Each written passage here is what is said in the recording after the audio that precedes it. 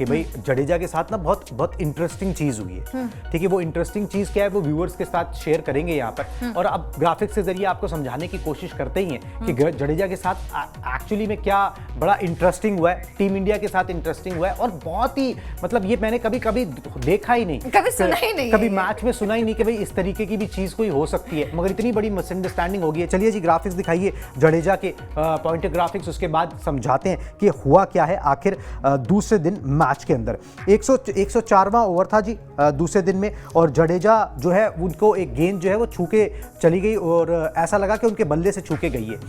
जो मैदानी अंपायर था उसने नॉट आउट दिया, वेस्ट इंडीज की टीम ने डीआरएस ले लिया। अब डीआरएस में हुआ क्या कि जो थर्ड अंपायर होता है वो क्या करता है, वो देखता है फुटेज, और वो फुटेज देख के निर्णय लेता है कि भाई ये आउट है, नॉट आउट है, स्निकोमीटर का सहारा लेता है, सारी तकनीक का सहारा लेता है। वहां पर ब्रॉडकास्टर से गलती क्या होती है कि ब्रॉडकास्टर जो है वो एक दूसरी फुटेज प्ले कर देता है, उस बॉल की फुटेज नहीं जिसपे जडेजा को नॉट आउट दिया गया मैदानी अंपायर से, वो कोई और फुटेज प्ले कर देते हैं, और उसके बाद जो थर्ड अंपायर है उस बेसिस के ऊपर उनको आउट करार दे देता है।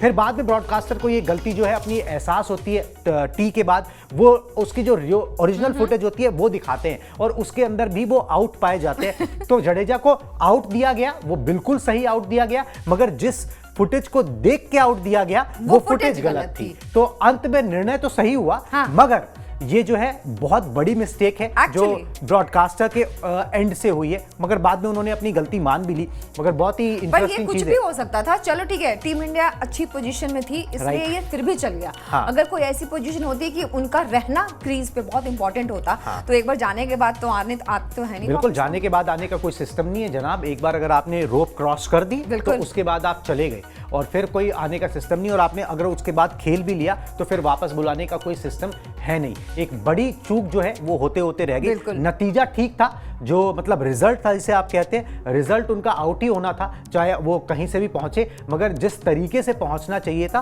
वो तरीका गलत हो गया, और उसमें बाजी इधर या उधर हो सकती थी। अगर ये टेस्ट मैच फंसा हुआ टेस्ट मैच होता, अगर यहाँ पर टीम इंडिया ने कम रन बनाए होते, इस पे उतना हल्ला कटता, जो शोर शराबा होता वो अभी इसलिए नहीं हो रहा क्योंकि उससे बहुत ज्यादा फर्क नहीं पड़ा। जडेजा ने अपना काम कर दिया था, टीम इंडिया ने 400 के करीब टीम इंडिया पहुंच ही गई थी। तो ये सब चीजें जो है ये भी कई बार मैदान पर देखने को मिल जाती है। बड़ी इंटरेस्टिंग सी बात है ना, बड़ी इंटरेस्टिंग सी बात है, बड़ा फनी है और बड़ा डेंजरस भी है। ठीक है, ये याद रहेगा कि इस तरीके की चीजें भी मैदान पर हो सकती है। कई बार क्या होता है, तकनीक भी आपको धोखा देती है। ठीक है, वो मिसअंडरस्टैंडिंग भी हो सकती है, मगर चलो all's well that ends well. Team India ने 438 बना लिए, यहाँ पर 86 पर 1 है स्कोर, और अब यहाँ से जो है गेंदबाज कोशिश करेंगे कि फटाफट से वेस्ट इंडीज को निपटाया जाए।